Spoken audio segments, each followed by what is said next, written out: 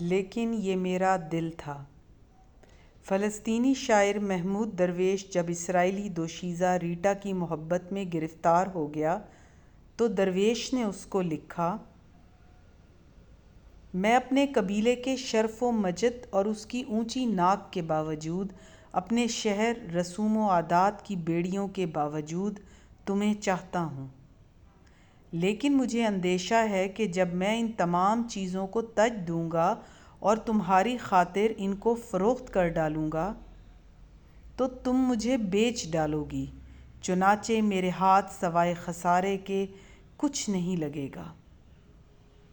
اور جب درویش کو یہ معلوم ہوا کہ ریٹا اسرائیلی سیکرٹ سروس کی ایجنٹ ہے تو وہ کہتا ہے، مجھے ایسا لگا کہ گویا میرا وطن ایک بار پھر دشمن کے نرغے میں چلا گیا ہے۔ پھر اس نے ریٹا کو لکھا، ریٹا، ہو سکتا ہے یہ تمہارے لیے اہمیت کا حامل نہ ہو، لیکن یہ میرا دل تھا۔ جس طرح دکھاتا ہے وہ جذبات محبت، لگتا ہے کسی روز گنہگار کرے گا۔